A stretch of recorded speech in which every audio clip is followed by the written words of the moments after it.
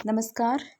मैं हूँ श्रीमती वंदना, सहायक आचार्य Hindi, government girls college Rajgarh Churu द्वारा चलाई जा रही ऑनलाइन क्लासेस में सभी छात्राओं का स्वागत है। बी पार्ट सेकेंड ईयर के सेकेंड पेपर का टॉपिक अपना चल रहा था। आज हम 10 एकांकी में से पढ़ेंगे लक्ष्मीनारायण लाल की एकांकी काल पुरुष और अजंता की नर्तकी। पहले हम लक्ष्मीनारायण लाल का परिचय देखते हैं, उसके बाद में काल पुरुष और अजंता की नर्तकी एकांकी का सार रूप देखेंगे। उसके बाद में हम इस एकांकी का अध्ययन करेंगे। तो चलिए देखते हैं लक्ष्मीनारायण लाल के बारे में। श्री लाल बहुमुखी साहित्यिक प्रतिभा के कलाकार हैं। उन्होंने नाटक और एकांकी के अलावा उपन्यास और कहानियाँ भी लिखी हैं। लेकिन स्वतंत्रता के बाद जिन्होंने हिंदी नाट्य परंपरा और रंगमंच को अपने स्पर्श से और भी अधिक समृद्ध कर गौरव प्रदान किया है, उनमें श्री लाल का नाम विशेष उल्लेख्य है। वे रंगकर्म के उन विरल व्यक्तियों में से एक हैं जिन्होंने रंगमंच पर अभिनेता के रूप में अपनी छाप छोड़ी है। सन 1950 में इनका ताजमहल के आंसू इलाहाबाद विश्वविद्यालय की पत्रिका में प्रकाशित हुआ और उसे वहीं मंच पर भी प्रस्तुत किया गया। यह एकांकी हिंदी एकांकी को श्रीलाल की नाट्य प्रतिभा का प्रभावी परिचय दे गया। मूलतः आप नाट्यकार और नाट्यकला मर्मज्ञ आलोचक हैं। आप आजीवन रंगकर्म से जुड़े रहे और विविध प्रयोगों में व्यस्त रहे। ताजमहल के आंसू, पर्वत के पीछे, नाटक बहुरंगी और दूसरा दरवाज़ा इनके चर्चित एकांकी संग्रह हैं। यदि ये कहा जाए कि लक्ष्मीनारायण लाल अकेले ऐसे रचनाकार हैं जिन्होंने एकांकी विद्या को गंभीरता से लिया है, तो अतिशयोक्ति नहीं होगी। उनके नाटक और एकांकियों में मध्यवर्गीय जीवन की मनस्थितियों को विविध कोणों से विश्लेषित किया गया है। जनजीवन से गहरे जुड़े होने के कारण उनका जीवन की विसंगति पर प्रहार बहुत तीखे हैं। इसके लिए उन्होंने पौराणिक आख्यानों व मिथकों का भी अच्छा खासा उपयोग किया है, लेकिन वर्तमान उनकी दृष्टि से कभी ओझल नहीं हुआ। यही कारण है कि उनकी कृतियाँ सामाजिक जीवन के यथार्थ का जीवंत दस्तावेज हैं। समस्याओं का तर्कपूर्ण सूक्ष्म समाधान एवं रंगमंचीय सार्थकता उनके एकांकी नाटकों की सहज उपलब्धियां रही हैं।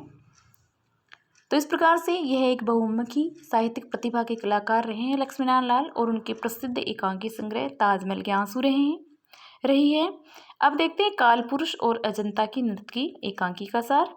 यह लक्ष्मीनारायण लाल की एक प्रसिद्ध एकांकी है जो मानव मन की गहराइयों की पड़ताल करता है। अनूप का विवाह प्रभा से हुआ है जो अपूर्व सुंदरी है, इसलिए अनूप उसे अजंता की नर्तकी कहता है। किंतु विवाह से पूर्व प्रभा अपने एक सहपाठी के साथ, जिसका नाम हजारी लाल था, भाग गई थी और 3 दिन तक उसके साथ घर से बाहर रही। प्रभा के पिता ने शर्म के मारे वह शहर ही छोड़ दिया था। प्रभा का विवाह अनूप के साथ हो गया। वह उसकी सुंदरता पर मुग्ध है, पर वह इस रहस्य को जानता है कि प्रभा हजारी लाल के साथ बाहर रही थी।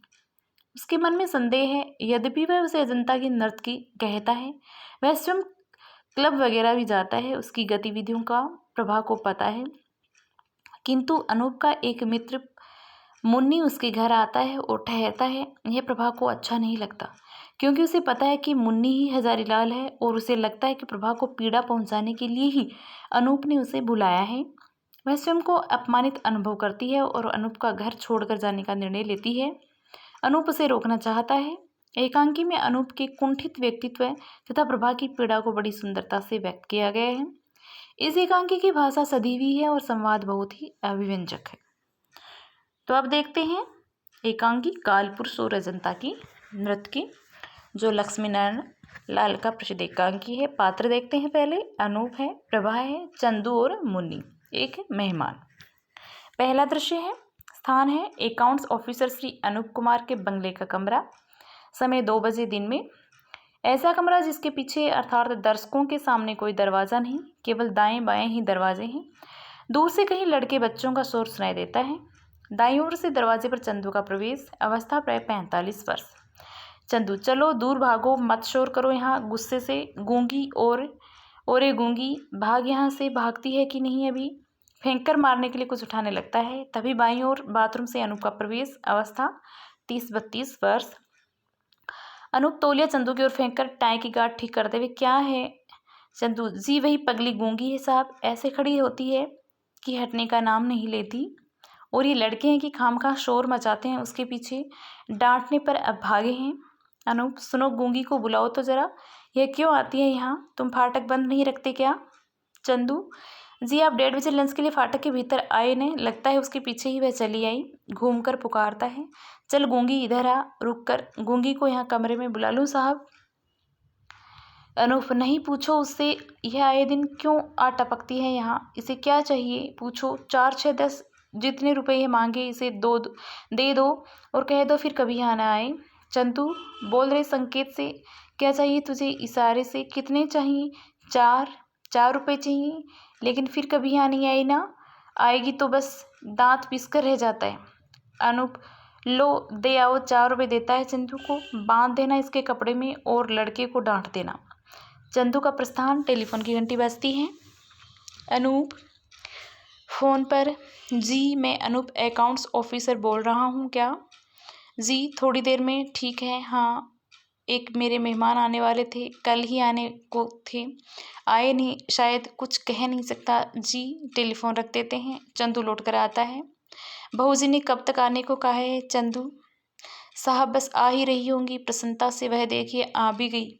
दाएं दरवाजे से चंदू का प्रस्थान, सामने से प्रभा का प्रवेश। प्रभा स्नेह स्निग्ध स्वर में, मैं आई कम इन सर? अनूप, स्वागत है ऋतुराज। नहीं, अजंता की नृत्य की, तुम्हारा शत शत स्वागत। प्रभा, धन्य हो महाप्रभु गंधर्वराज। दोनों की उन्मुक्त हंसी। प्रभा, लंच ले लिया ने? बहुत अच्छे, शाबाश। लो तुम्हारी वाली टॉफ़ी ले आई हूँ। मुँह खोलो, खोलो मुँह। अनूप, एक शर्त, अजंता की उसी नर्तकी की मुद्रा में टॉफ़ी डालो मेरे मुँह में। प्रभा, मंजूर, लेकिन तुम भी पद्म पाणी की मुद्रा में खड़े होकर मुँह खोलो। चलो भी, रेडी, मुँह खोलो, शाबाश। Anoop, all right. अनूप साहब उस मुद्रा में खड़ा होना चाहते हैं पर हंसी आ जाती है। Prabha, please be serious, ready study. Anoop, आप भी तो एक, तब तक सीरियसली नाचकर मुद्रा बनाइए। चलिए प्रभा, लीजिए, चलिए आप मुद्रा बनाइए। प्रभा नृत्य की परिक्रमा पूरी कर उसी नर्तकी की मुद्रा में अनूप के मुंह में टॉफ़ी डालने को है। दरवाजे पर चंदू साहब कॉफ़ी का प्याला लिए खड़े रह जाते हैं और मारे शर्म के अपनी जबान निकाले रह जाते हैं। प्रभा चंदू को देखकर, अरे ये क्या बदतमीजी है? चंदू जी, बदतमीजी नहीं, कॉफ़ी है कॉफ़ी। अच्छा जाओ तुम। रुककर अपने संग लाए हुए पैकेट को उठाकर, अच्छा बताइए मैं क्या लाई हूँ? बोलिए ये क्या चीज़ है? कॉफ़ी पीते चलिए, दिमाग काम करेगा आपका। अनूप, एक चीज़ है, कॉफ़ी पीकर जानता हूँ मैं। प्रभा, हार मानो हार, तुम कभी नहीं जान सकते जी। अनूप, अच्छा तुम इतना बता दो कि तुम सिविल लाइन्स गई थी या चौक? प्रभा, मैं कुछ नहीं बताऊँगी, यह दिखाऊँगी भी नहीं। अनूप, अच्छा अब मैं जान गया, बताओ 1, 2। कुछ नहीं, क्यों बताऊँ? नहीं बताता। प्रभा कहती है तो हार मान गए? लो ये देखो। अरे रे रुको, खोलने तो दो। अनूप, अरे यह क्या? अरे यह क्या है? प्रभा, अब भी नहीं जान सके? हे पुरुष, तुम रह गए बुद्धू के बुद्धू। अजी तस्वीर है तस्वीर, माता जी के चित्र की oil painting. Anoop, oil painting? इसका ओरिजिनल फोटोग्राफ कहाँ मिला तुम्हें? प्रभा, सही सही बता दूं, उस दिन जब हंस पड़ती है, उस दिन दोपहर को जब मैं आपके गर्म कपड़ों को बड़े बॉक्स में से निकालकर धूप फैला रही थी, उस समय बॉक्स में सबसे नीचे एक बंद लिफाफे में एक छोटा सा चित्र मिला है न माता जी का। मेरा मन कह गया, हो न हो यह माता जी का चित्र है। रुक कर, यह उसी का तो एनलार्जमेंट है। अनूप चुप है।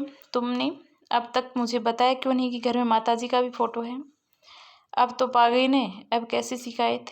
प्रभा, लेकिन तुमने तो नहीं दिया। मैं इस चित्र को अपने कमरे में लगाऊंगी, इसकी रोज़ पूजा करूंगी। जिस माँ को मैंने अपनी कल्पना में देखती थी उसे पा गई मैं। अनूप, कल्पना में हर चीज़ सुंदर होती है। इस प्रकार आज के लिए इतना ही। इसके आगे का भाग कल के वीडियो में देखेंगे। धन्यवाद।